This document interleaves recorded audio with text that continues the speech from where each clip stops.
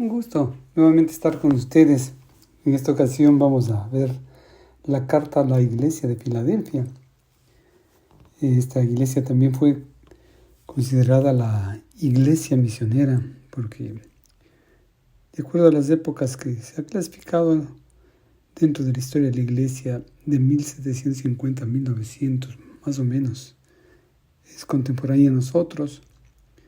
Y yo le he puesto el nombre No me pesa, es mi hermano.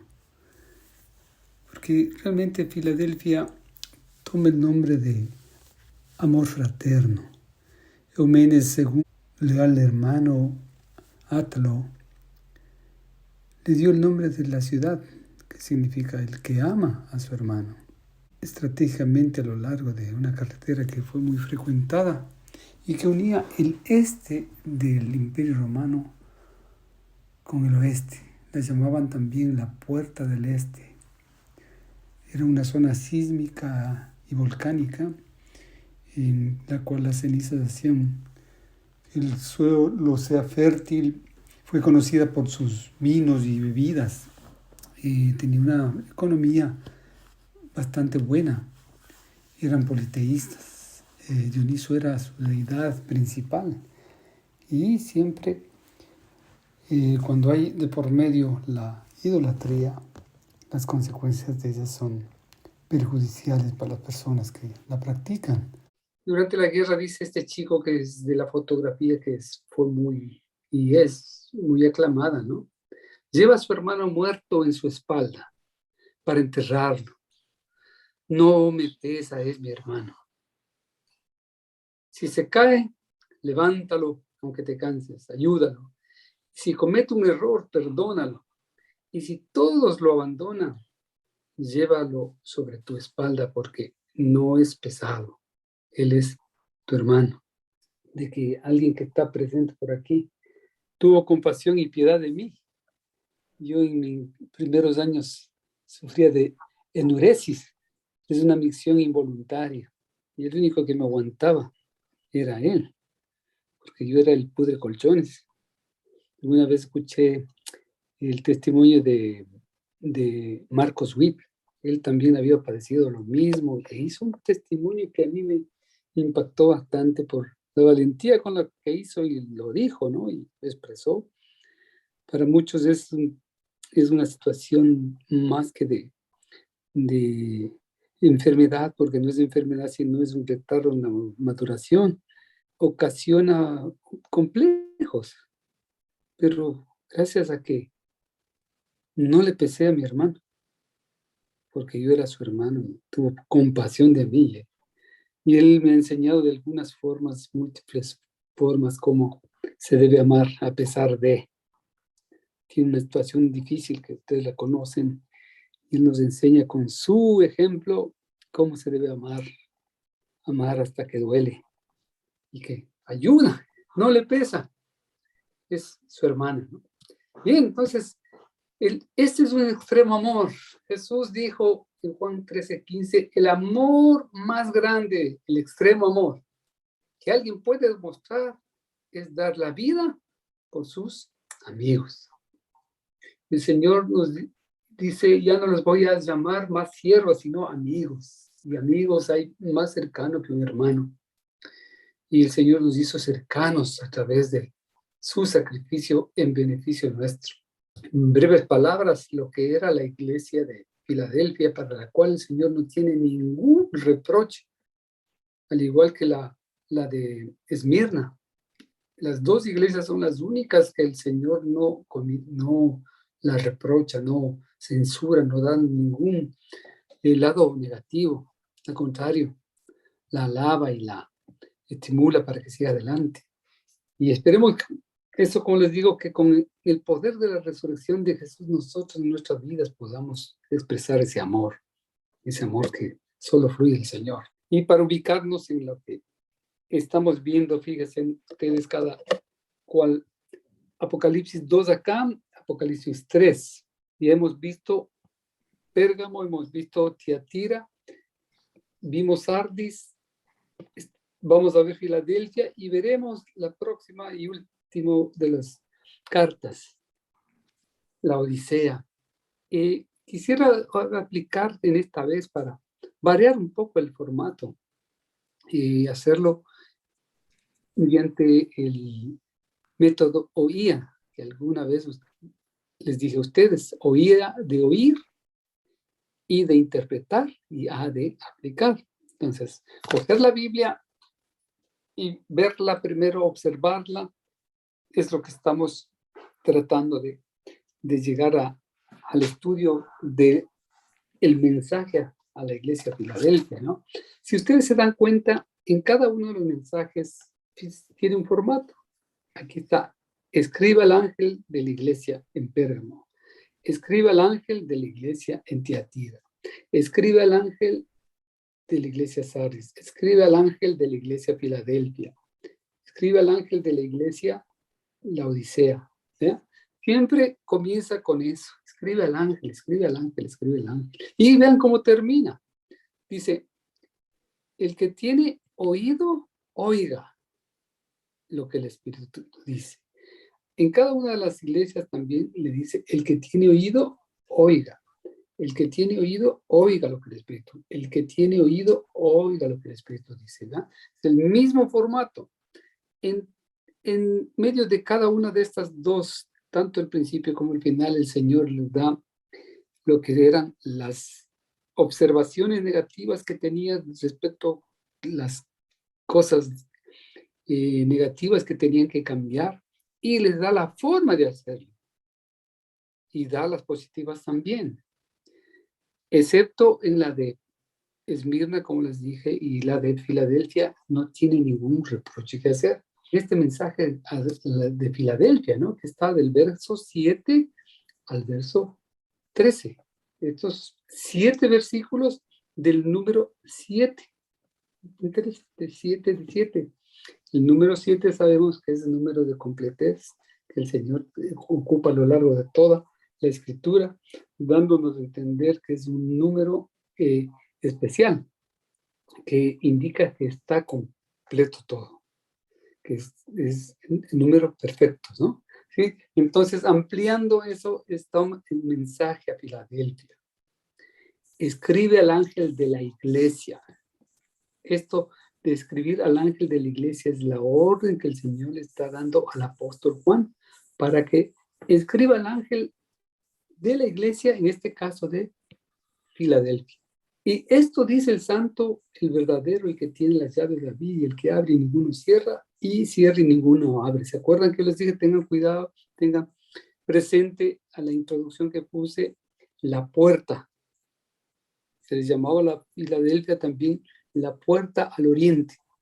Desde occidente a oriente era el lugar por donde tenían que pasar al otro lado. Esa es una de las razones por que el Espíritu del Señor hace esa diosidencia de hacer coordinar y concordar lo uno con lo otro. ¿verdad? Y número 7, fíjense, de la observación, del oír, del método ese, ¿no? Dice, esto dice el santo, el verdadero, el que tiene, el que abre. Vean, se repite. Y con cada repetición se dice, vean, el santo, el verdadero, el que tiene la llave de David, el que abre y ninguno cierra, y cierra y ninguno abre. En la importancia de los artículos de aquí nos dan a entender asuntos claves del verso. El asunto clave del verso es, vean, de la observación sacamos él y da el título que sigue adelante.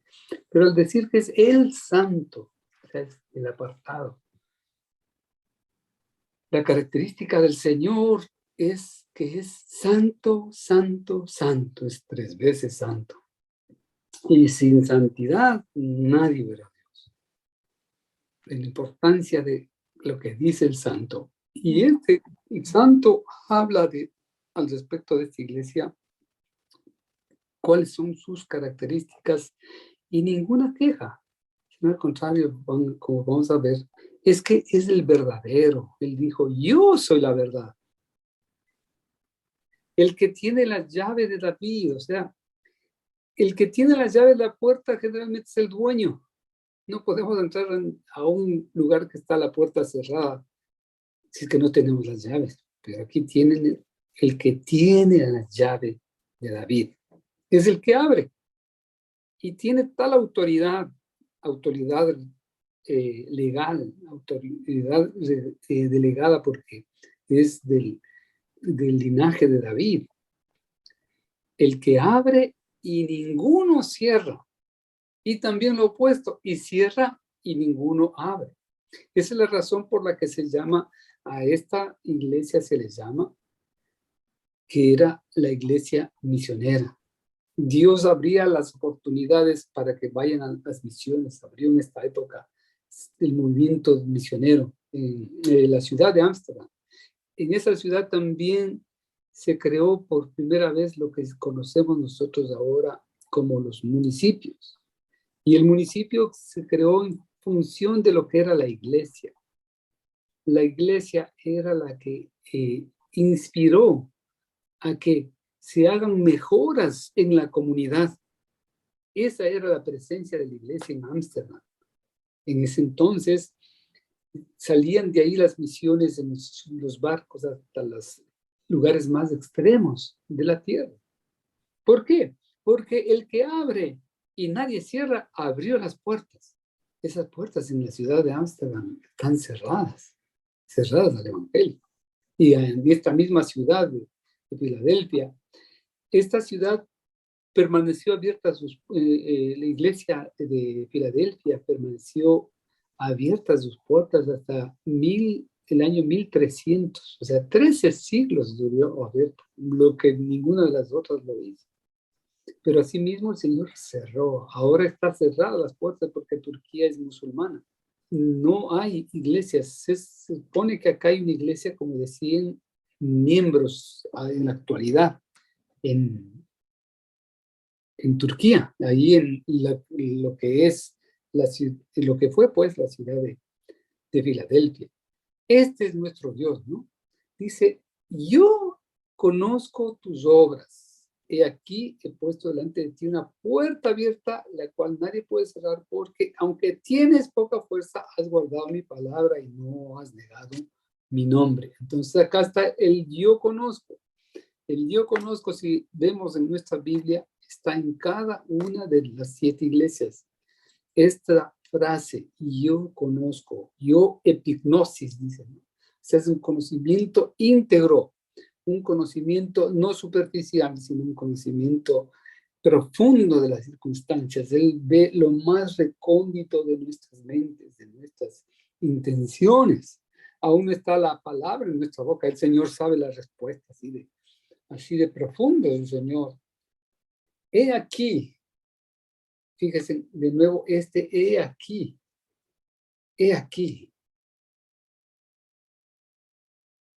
he puesto delante de ti una puerta. ¿Por qué? Has guardado mi palabra y no has negado mi nombre. 3 cosas. Hay una puerta, ha guardado la palabra, o sea, la palabra, y no has negado mi nombre, o sea, las 3 cosas. Eso es lo que conoce del Señor. Eso es lo que el Señor quiere saber, que en nosotros existe, que en nosotros hay. Que Él nos ha abierto puerta para ser sus hijos. Que la puerta de nuestro corazón ha sido abierta. Nos hemos abierto al Evangelio de la paz, al Evangelio de la cruz de Jesús. Al poder de la resurrección estamos abiertos, porque si el mismo poder que a Cristo levantó mora en nosotros, nos va a levantar también a nosotros cuando suene la trompeta final. Los muertos en Cristo resucitarán primero y luego los que habemos quedado seremos transformados en un abrir y un cerrar de ojos, dice la palabra, ¿no? Entonces, ¿por qué? Pero esto se produce porque has guardado mi palabra. El asunto es de la palabra del Señor. La palabra del Señor es la que debe ser guardada. Y de guardada quiere decir obedecida. Porque no solo yo tengo guardado un montón de Biblias ahí en mis estantes, en los libreros de la casa. Y ahí debajo de la mesita tengo 3, 4 Biblias, 4 versiones, entonces eso no es la palabra guardada, esa es la palabra escondida, y no dice escondida. La palabra guardada es que la palabra tiene que morar en abundancia en nuestro corazón, porque es la única manera de que transforme nuestras vidas. La palabra de Dios tiene que estar mente y corazón, porque en el corazón hace que en nuestra mente produzca pensamientos que estén de acuerdo a la palabra. ¿Sí? Y no has negado mi nombre, a veces somos como la de la secreta, ni saben que somos creyentes, porque de pronto con nuestros actos hemos negado el nombre del Señor, nos llamamos cristianos, pero que nadie se entere porque nos botan, o porque se ríen, o porque se burlan de nosotros. Eso muchas veces de pronto nos ha pasado. Y aquí está el que conoce nuestras obras. Tenemos poca fe, a pesar de nuestra poca fe. Si tuvieres fe como un granito de mostaza, decía el Señor. Poca fuerza, David. Poca fuerza, poca confianza en el Señor. La fuerza es cuando soy débil en la fe, entonces soy fuerte. Es la fortaleza que el Señor nos da. Nuestra fe es la que vence al mundo. En esto conocemos que el Señor está con nosotros, en que hemos vencido al mundo por haber guardado la palabra. Esa es nuestra fortaleza, de que no depende de nosotros, sino de Él. Porque sin Él no podemos hacer nada. Como para ir a las grandes misiones que fueron. Imagínense aventurarse, coger un barco de esos, unos veleros, porque no eran ni siquiera transatlánticos. Estamos hablando de meses de viajes, con todos los peligros, con todas las vicisitudes de esos viajes. Y una de las expresiones más notorias de esos hombres que se aventuraron era que llevaban, en lugar de maletas, llevaban un ataúd. Y ahí llevaban libros y sus ropas, sus pertenencias, porque sabían que lo más seguro era que no regresaban. Y que cuando el lugar que lleguen, les iban a enterrar ahí mismo. Tenían poca fuerza, de pronto, no tanto, sino que era el Señor, el poder de la resurrección que entró en ellos y que les motivó a hacer. Es lo mismo que aconteció en la iglesia primitiva. Las mujeres y los apóstoles que estuvieron cerca y vieron al Cristo resucitado, recibieron una inyección del Espíritu Santo, de ese poder que viene en la resurrección de Jesús, para que 12 transformaron el mundo. El mundo fue transformado a pesar de, por eso se divide en antes de Cristo y después de Cristo. Por eso, aún los ateos tienen que asumir, tragarse sus palabras, porque el año que vivimos es después de Cristo. 2020 después de Cristo.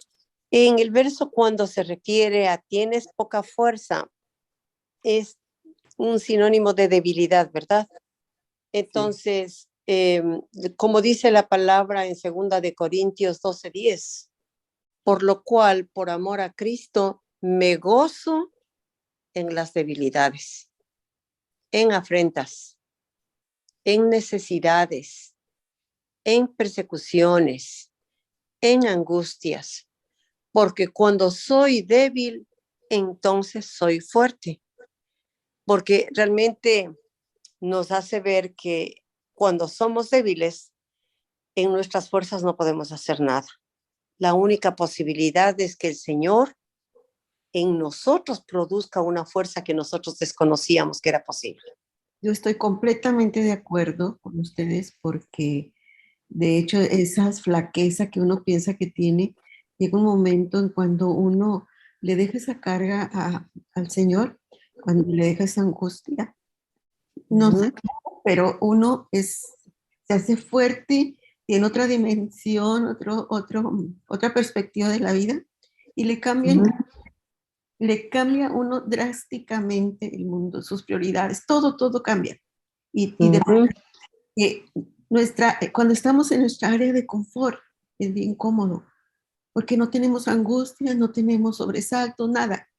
Pero cuando llegan las tribulaciones, cuando llega la situación difícil, ahí es cuando nos damos cuenta de qué tan fuertes somos cuando nos acompaña Cristo, ¿no? Y dice, y habiendo llegado y reunido a la iglesia, refirieron cuán grandes cosas había hecho Dios con ellos y cómo había abierto la puerta de fe a los gentiles, a nosotros, los gentiles. Esa es la misericordia del Señor que tenemos, de el privilegio de que el Señor ha abierto puertas para que nosotros podamos tener acceso y podamos tener la fe que vence al mundo. Es Jesucristo. Yo, he aquí, yo, muy después de eso, ¿no? Yo entrego, yo haré, yo te he amado. ¿Eh? Estas tres expresiones que anteponen a esta palabra, yo te entrego, yo haré, yo te he amado. Este yo es Jesús entregó, Jesús entrega, Jesús hace, Jesús ama. ¿Qué entrega? A los de la sinagoga de Satanás, a los que se dicen ser judíos y no lo son, sino que mienten. Esa es una de las cosas que el Señor nos ayuda a nosotros a comprender. Cuando nosotros estamos afinados, estamos en concordancia con el Espíritu Santo, el Señor, Él nos lleva a toda verdad y nos puede hacer distinguir el error de la verdad. Podemos sacar la verdad en medio de alguien que viene con engaños, alguien que viene con patrañas, con chismes. Si que estamos bien afinados en nuestra vida al Señor, el Señor puede revelarnos. Lamentablemente a veces estamos descuidados, estamos tan embelesados con este mundo que estamos durmiendo la muerte de los santos, decía alguien, ¿no? Y aquí había unos judíos, unos que se decían ser pueblo del Señor, pero no lo son, sino que mienten. Entonces a ellos dice aquí, yo haré que vengan y se postren a tus pies y reconozcan que yo te he amado. Perdón, David, esa promesa la vemos solamente para la iglesia de Filadelfia o hay una... Eso es para todos. Pero de que se postren a nuestros pies. Sí, eso va a ser proféticamente, recuerden, la profecía tiene que ver con tiempo pasado, tiempo presente y tiempo futuro. Uh-huh. En el pasado lo hicieron, en el presente puede ser que el Señor haga que nuestros enemigos se rindan ante nuestros pies, los que quieren hacernos daño. Pero es más que seguro que el día final, todos los que nos persiguieron van a estar a los pies del Señor y de su iglesia, que somos nosotros. Entonces tiene tiempo. Y también, como dice al final, el que tiene oído, oiga lo que el Espíritu dice a las iglesias. Entonces dice, a todos, las iglesias de ese tiempo, las 7 iglesias que estaban en Asia Menor, las 7 iglesias que han venido a lo largo de la historia, cumpliéndose en los términos, y la iglesia actualmente que está viviendo esto, la iglesia misionera, es una iglesia que todavía hay un vestigio de eso, tenemos parte de, pero también tenemos parte de Esmirna, la iglesia perseguida, está sufriendo. Hay parte de Tiatira, hay parte de todas unas. Y en un mismo grupo de cristianos, en una misma iglesia como las que conocemos ahora, podemos ver distintas personas que tienen estas cualidades, estas características. Hoy en día hay cierto grupo de personas que dicen ser judías, que porque se deja ya crecer la barba o porque se ponen ese cosito que se ponen en la cabeza, ya profetizan y están realmente equivocados y andan, o sea, entre comillas se dicen judíos mesiánicos, pero a veces hablan cosas medias extrañas. Ese asunto y era un problema al principio de la iglesia, mismo Pablo tuvo que enfrentarlos. él decía que a los Gálatas, por ejemplo, les habló fuertemente, que quién los fascinó, quién les dio otro evangelio, porque quién les enseñó a judaizar. El Señor vino a cumplir la ley, no a borrarla, pero como Él la cumplió, nosotros tenemos en Cristo Jesús, estamos exentos de cumplir la ley mosaica, ¿no? De los ritos, la ley de la kipá mismo, el gorrito ese que utilizan es usado a partir del siglo XVII. Entonces es un error que lo utilicen los mesiánicos, porque decía César Vidal, doctor César Vidal, decía, es como si yo, él tiene también poco pelo, él es como si yo apareciera con un penacho de un apache. Entonces sería ridículo verme así, ¿no? Con esas plumas, esas cosas que no son de mi cultura, no son de mis creencias, sino que para ganar a las gentes y para ponerme a la moda, ¿eh? De los que tienen los pelos parados, hechos de colores.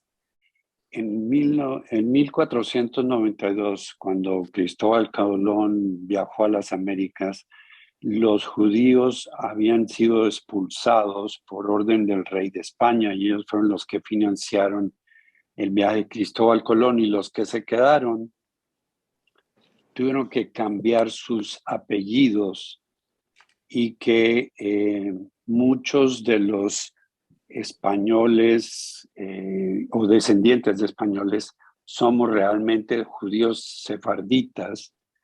Por lo tanto, uno de descendencia judía que acepta a Jesús es un judío mesiánico en alguna forma, pero no por eso tiene que celebrar las fiestas judías, ni comer el pan de ellos, ni tomar todas las normas que ellos tenían.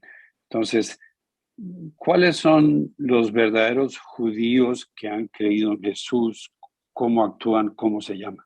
Guardan mis mandamientos y me siguen. Ese es el verdadero pueblo del Señor.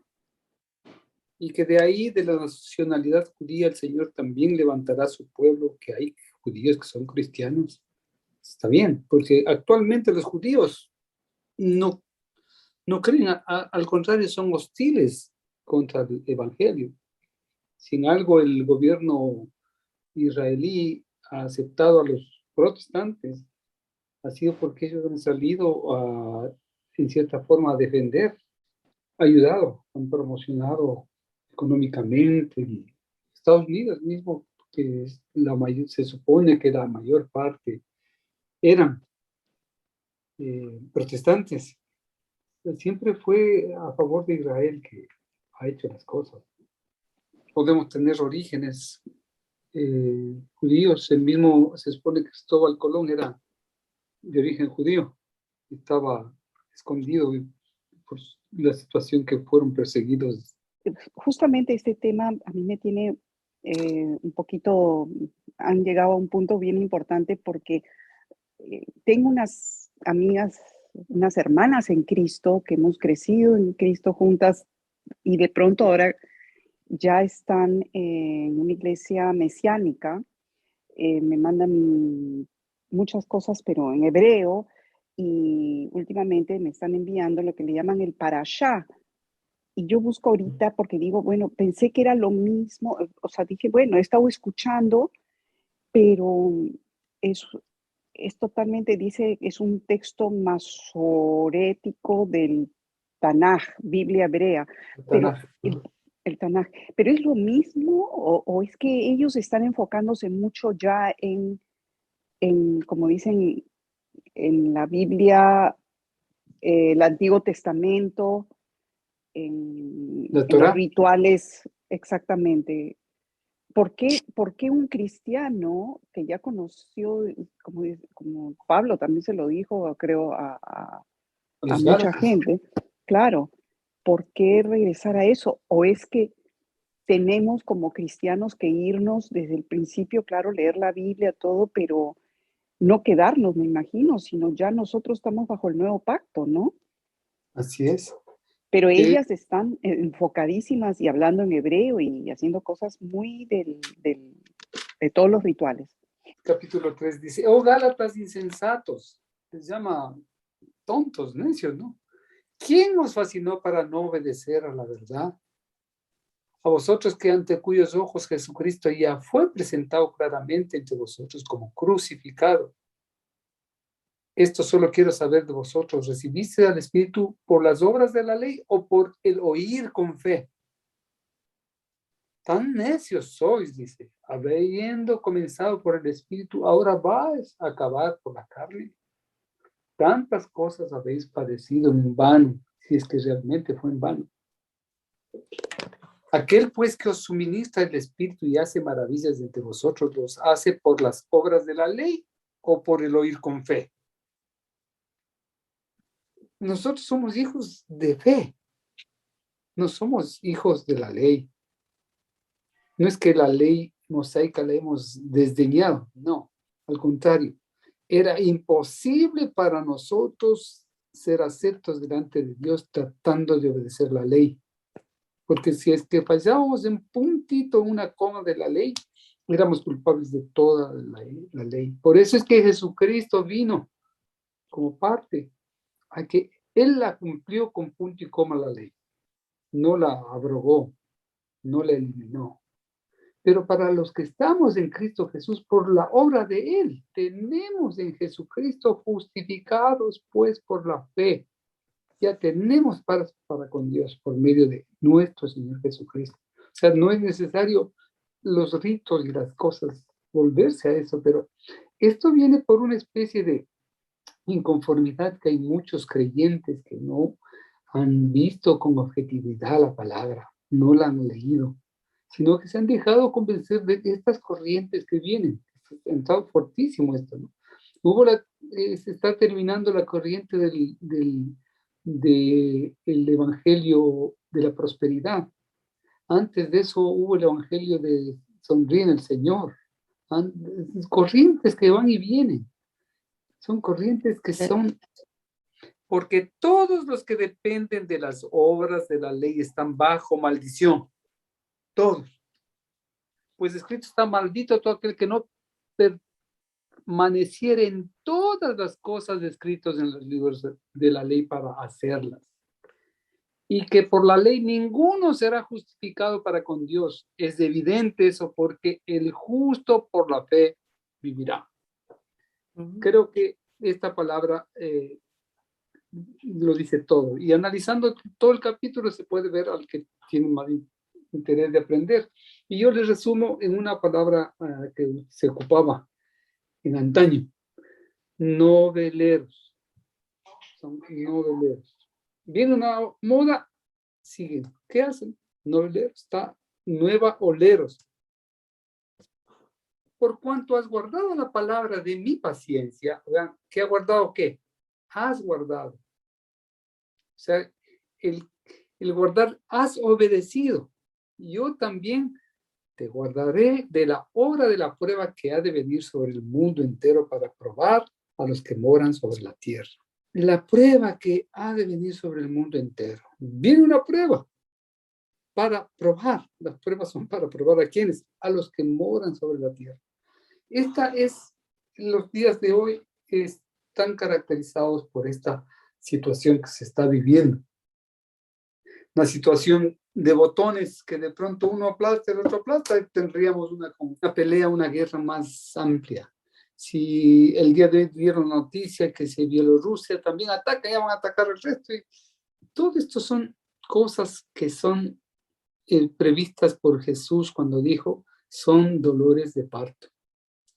Habrá guerras, rumores de guerra, pero todavía no es el fin, porque Él tiene el control.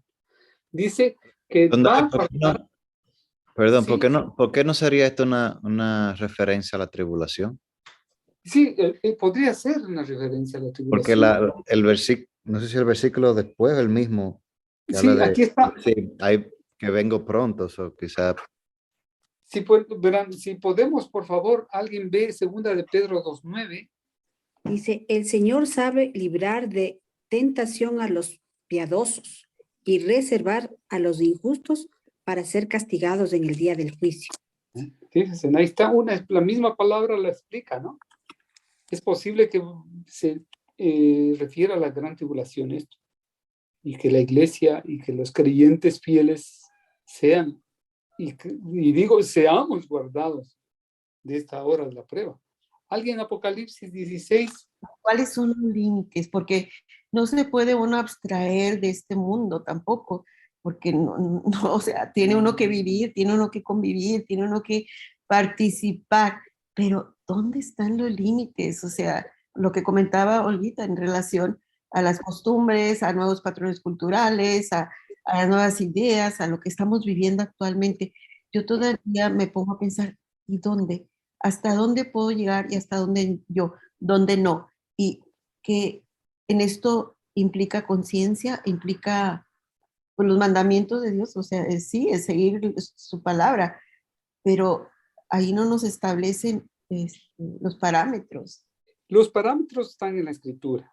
Uh-huh. Es la razón por la que nos reunimos, por la que, por ejemplo, estas reuniones son para conversarlas, no solo meros monólogos. Yo he querido ver la forma de que todos actuemos y que haya de las preguntas, porque es un aprendizaje diario. Hemos nacido nuevamente y al igual que un recién nacido, tenemos necesidad de que alguien nos enseñe y nos ayude a caminar mientras podemos hacerlo solos, sin necesidad de que alguien nos ayude. Necesitamos desear como niños la leche pura espiritual, no adulterada. Esa es la palabra del Señor. Esa es la razón por la que existen las reuniones de iglesia, en donde uno comienza a aprender las distintas normas que rigen al pueblo de Dios, que son las que están expresadas en la Biblia. Y son las que uno tiene que ir asimilándolas. Y conforme uno va creciendo, uno se va dando cuenta de cómo es el caminar por uno mismo. A ver, un ejemplo de eso es lo que dice en Romanos 12, del 9 al 21, lo que habla de los deberes de la vida cristiana. Estás firmes y que la fe sea vuestro poder. En los postreros días habrá muchas gentes burladoras, muchos falsos maestros que engañarán y siendo engañados llevarán a otros también, porque esa es parte de los dolores de parto que dice que Jesús anunció. La situación que nosotros debemos siempre mirar es esta: necesitamos crecer, y para crecer necesitamos alimentarnos, y para alimentarnos tenemos que buscar grupos, un grupo de confianza, un grupo en que se enseñe la palabra del Señor, que no se adultere, que no se salga y no se vaya por estratagemas humanas, que no creamos las fábulas, porque parte del judaísmo se basa en fábulas. Ya les digo, esas son fábulas al momento de que la kipá, el gorrito mismo, ese no existía en los tiempos de Jesús. Por eso estamos en iglesias, estamos congregándonos en un lugar que nos ayudan, que nos inspiran con mensajes y enseñanzas, ¿no? ¿Sí? Eso es, como decía Daniel también, puede ser referencia a esto, a la gran tribulación. Es la forma que el Señor, si es que nosotros somos hallados dignos de escapar, el Señor nos lleva. El problema es que muchos dicen ser y no son como los de la iglesia. Ellos tenían apariencia, decían que estaban vivos, pero estaban muertos. Espiritualmente, externamente, estaban todos bonitos, muy agradables, pero internamente como el corazón que mira el Señor no estaba conforme a su propósito, conforme a su palabra. Y aquí yo vengo pronto. Retén lo que tienes para que ninguno tome tu corona. Ahí está nuevamente he aquí. Yo vengo pronto, dijo Jesús. Retén lo que tienes. ¿Qué es lo que tenemos? La enseñanza de Jesús. Tenemos la enseñanza primordial de la salvación por gracia. Dice, si es que no tenemos eso, son el ABC del cristianismo. Es Jesús vino a morir por los pecadores, del cual yo soy el primero, dijo. Retener lo que se nos ha enseñado al principio por la fe que se nos manifestó, se nos predicó un día que venimos al conocimiento del Señor. Esa fe que nos hace posible que tengamos fuerza, no nuestra, sino una fuerza en el Señor. El Señor es el que comienza a obrar en nosotros. Cristianismo es imposible de vivir. El único que puede vivir es Cristo en nosotros. Cuando más tengamos de Jesús, vamos a ser más iguales a Jesús. Mientras tanto que estamos en este cuerpo, estamos creciendo en la gracia que se nos ha dado por medio de la predicación del Evangelio. Nosotros hemos venido a que, al igual que la luz de la aurora va en aumento hasta que el día es perfecto, nosotros hemos sido trasladados del reino de las tinieblas al reino de la luz. Antes éramos tinieblas, ahora somos luz. Y por obra y gracia del Espíritu Santo de Dios es que tenemos acceso al Padre y estamos en Cristo. Dice que retengamos lo que tenemos para que ninguno tome tu corona, ninguno nos arrebate. El hacerse judaizante es permitir que le arrebaten la gracia que tenemos en Cristo Jesús. La salvación es por gracia, no es por obras. No es porque yo me hago de tal o X religión, porque ahorita son judaizantes. Como les dije antes, hace un tiempo, hace unos meses o años atrás, eran los del Evangelio de la Prosperidad. Venga, Dios le va a prosperar. Usted es rico, Dios, en Cristo todos somos ricos, porque Él se hizo pobre para que nosotros seamos empobrecidos. Y decían una de cosas, con partes verdades, pero mezcladas sus propósitos. Eran gentes que se comenzaron, y se comían ahí muchos, algunos todavía, que se han enriquecido en base de la inocencia e ingenuidad. Yo digo ahí también falta de responsabilidad, de criterio, de cada uno ir a comprobar lo que se dice en la iglesia, lo que se dice, lo que yo estoy diciendo, comprueben la escritura. Sí. Aquí ya lo tienen. Vengo pronto, bienaventurado el que guarda las palabras de la profecía de este libro. Amén, qué bárbaro. He aquí, vengo pronto. Feliz el que guarda, el que obedece las palabras, eso quiere decir, el que obedece, el que pone en práctica las palabras de la profecía de este libro, de la Biblia. El verso 12 también, 22, 12. He aquí, y yo vengo pronto, y mi galardón conmigo, para recompensar a cada uno según sea su obra, que da testimonio de estas cosas. Dice, ciertamente vengo en breve. Amén. Sí, ven, Señor Jesús. Maranata. Pero lo que tenéis, retenerlo hasta que yo venga. No temas en nada lo que vas a padecer. He aquí, el diablo echará a algunos de vosotros en la cárcel para que seáis probados y tendréis tribulación por 10 días. Sé fiel hasta la muerte y yo te daré la corona de la vida. Y la iglesia dice Maranata, que quiere decir ven, sí, ven Jesús, ¿no? Retén lo que tienes. Verso 12 dice, al que venciere, yo lo haré columna en el templo de mi Dios, y nunca más saldrá de allí, y escribiré sobre él el nombre de mi Dios y el nombre de la ciudad de mi Dios, la nueva Jerusalén, la cual desciende del cielo, y mi nombre nuevo. Se repite el nombre, mi nombre nuevo.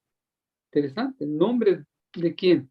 De mi Dios, de mi Dios, mi Dios, de mi Dios. O sea, de Jesús. El nombre de Dios al que venciere. Aquí está la situación que acabamos de comprobar hace un momento con la lectura que hicieron. El que vence. ¿Y cuál es el que realmente vence. ¿Cuáles serán los que vencieren? Los que guardaren las palabras de este libro. The one that Amén. remains faithful. Dice, porque todo el que es nacido de Dios vence al mundo. Y es la victoria que ha vencido el mundo, nuestra fe. ¿Quién es el que vence al mundo? Sino el que cree que Jesús es el Hijo de Dios. El que tiene oído, oiga lo que el Espíritu dice a las iglesias. O sea, a todas las iglesias. Eso quiere decir a todos nosotros, inclusive. Significa que el que ha escuchado esto y ponga por obra lo que el Espíritu dice a las iglesias. Los hombres de Dios en el lugar de Dios. Doing God's will, haciendo la voluntad de Dios, para la gloria de Dios. Nunca perderán el soporte de Dios. Y tuvo que hacerse a los chinos para poder ganar a los chinos. Aún físicamente tuvo que raparse, ponerse el mismo atuendo y llegó a eso. Y fue uno de los que llevó a la China a tener la iglesia más grande del mundo. Ahorita dicen que en la China existe la iglesia más grande del mundo. Es una iglesia que es subterránea, que tienen que esconderse para no ser, se los toman muchos lugares para hacerlos donantes de órganos, no voluntariamente, por cierto, no me pesa, es mi hermano. Y eso es lo que nosotros tenemos que vivir como parte del Evangelio. El Señor revela en nuestras vidas el vivir por los demás, el sufrir por los demás, llevar la palabra a los demás, porque ellos se están perdiendo. A veces estamos tan preocupados de nuestros problemas que nos olvidamos de los problemas de los que no le conocen al Señor. Supongamos que se desata un holocausto nuclear y desaparecen ciudades enteras, como es lo que se prevé. Y todos nos vamos al cielo, qué lindo. Y los que no recibieron el Evangelio del Reino van a condenación eterna. Entonces, necesitamos despertarnos e ir en búsqueda de los perdidos. Que el Señor nos dé esa luz de ese amor extremo, amor de Filadelfos, que podamos ser sensibles a la voz del Espíritu que quiere que vayamos a los perdidos. En el versículo 10 que hablábamos, que dice que vamos a ser guardados de la hora de la prueba, Daniel decía algo que esa hora de la prueba puede ser la tribulación. ¿Podemos tomar este versículo que el ser guardados puede ser el arrebatamiento previo a la tribulación? Esa es mi pregunta. Y yo quisiera que así fuera. Quisiera que así fuera. Pero el Señor tiene la palabra. Porque hay, como Dios mediante, vamos a ver en las que vienen, hay posturas, pero es